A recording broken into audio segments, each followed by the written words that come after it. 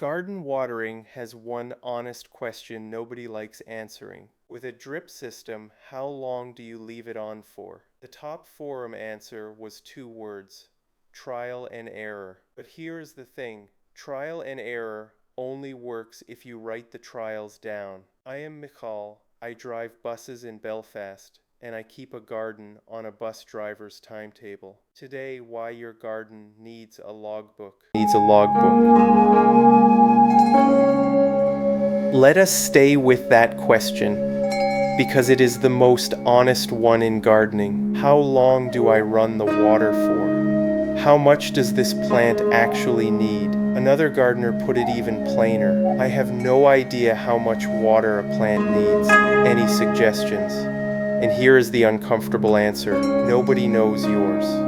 Not the seed packet, not the app, not me. Your soil, your pots, your weather, your tap. The only person who can ever know is you, and only if you keep score. Here is what usually happens instead: you water by feel. It looks about right. 3 weeks later, something wilts, so you drown it. It perks up, so you decide that was the fix. Next summer comes and you are starting from nothing, running the same experiment you ran last year, having thrown the result away. That is not gardening. That is amnesia with a watering can. The fix is not a cleverer gadget, it is a notebook and 5 minutes on a Sundays. Let me tell you how I think about this, because it comes from the day job. Before a bus leaves the depot, the driver does a walk-around check. You walk right round the vehicle in the same order every time. Lights, tires, mirrors, leaks, the lot. And you do not just look, you sign it off. If something is wrong, it goes in the defect book, with the date and what you saw. Now here is why that matters. The check is not there to make you feel busy. It is there so that the next person, or the next you at 5 in the morning half asleep, does not have to remember. The paper remembers for you. A garden is the same machine, only slower. The reason your watering feels like guesswork is that nothing is writing it down. You are asking your memory to hold a whole season of soil, weather, and plant behavior, and memory is the worst logbook there is. So we are going to give your garden a defect book.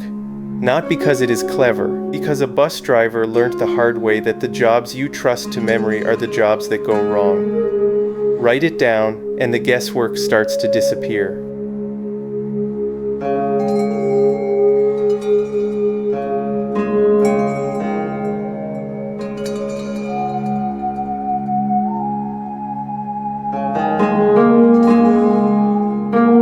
So what actually goes in it? Keep it stupidly simple, or you will stop after a week. 5 things. Every entry. 1. The date, and roughly what the weather has been. Hot and dry, or a week of rain. 2. Which zone or which plant you watered. 3. How much and how long. 2 watering cans, or 10 minutes on the drip. 4. What the soil was like when you started. Push a finger in. Dry to the knuckle, or still damp. 5. Anything odd. A dripper that fizzled. A puddle that should not be there. A plant looking sulky. That is it. 5 lines. You are not writing a diary. You are leaving evidence. And the magic is not in any single entry. It is in reading back over a month. You start to see that the raised bed dries out twice as fast as the pots. That the greenhouse wants water on days the garden does not. Patterns you would never hold in your head just fall out of the page. Now there is a second half to the logbook, and you only fill it in once. Call it the setup page. This is the stuff that does not change week to week, but that you will completely forget by next spring. Write down each zone and what is on it, the plants and what they are growing in. A raised bed of compost behaves nothing like a heavy clay border or a plastic pot. Write down how deep the roots actually go, because that is the depth you are trying to wet, not the surface. And if you run any kind of sensor, this page earns its keep. Write down where each probe is buried and how deep.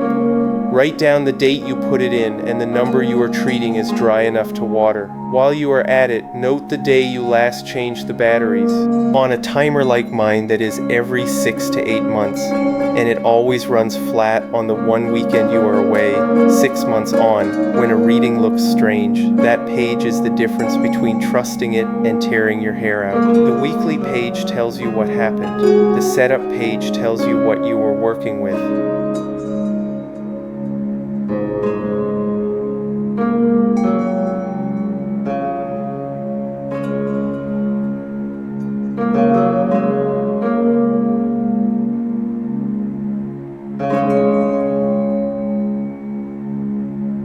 That setup page matters more than it looks, so let me push on it. There is a myth worth killing here, that a sensor reading is a fact. It is not. A reading is never just how wet the soil is. It is how wet this soil is, at this spot, at this depth, on a probe last calibrated on some date you have forgotten. Move the probe a hand's width, or push it in deeper, and the number changes. Leave it a year and it drifts. So a bare number, with no note of where it came from, can lie to you with total confidence. This is exactly why the setup page exists. A reading of 30 means nothing on its own. A reading of 30, from the probe in the middle bed, buried a spade deep, set up back in April, means something you can act on. The number is only ever as trustworthy as the note that sits beside it. Record the position and the date, or do not believe the reading. This is the same lesson as placement from earlier in the series, just written down instead of remembered.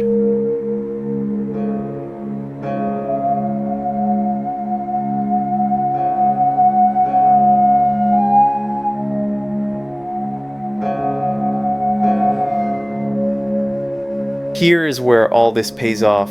Remember the gardener asking how long to run the drip for, and the honest answer of trial and error. With a logbook, trial and error stops being an insult and becomes a method, because now every trial is saved. You are not guessing in a vacuum. You are looking at what actually happened the last 5 times in your garden, in weather like this. One reading is a rumor, a line of readings is the truth. A single damp finger tells you about today.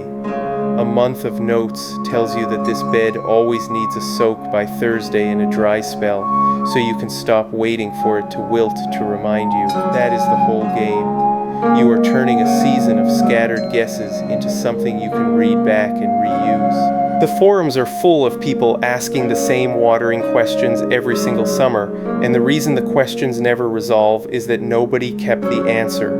Keep yours. Next summer you will not be starting from zero, you will be starting from last year.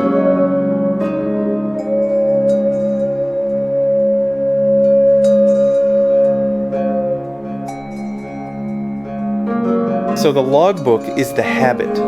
Where does the kit come in? Honestly, only to make one part of it easier. On my own tap, I run the Johgee 4-zone timer, and what it really adds to a logbook is repeatability.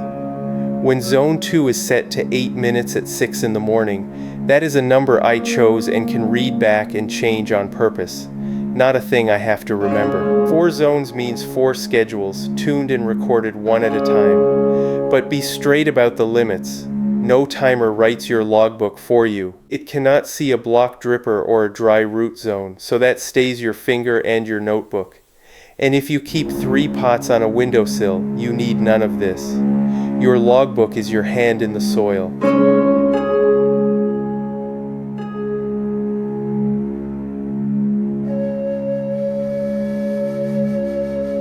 One warning before you go and buy a leather-bound gardening journal. Do not over-engineer this. The logbook that works is the one you actually keep. If a fancy app or a spreadsheet with 20 columns means you give up by June, it has failed. Start smaller than feels serious. 1 page. A cheap notebook by the back door or a note on your phone. 1 line per watering, and a scribble when something looks off. That is a real logbook, and it beats a perfect system you abandoned. It is the same idea as last week, when we built 1 small loop instead of wiring the whole garden at once.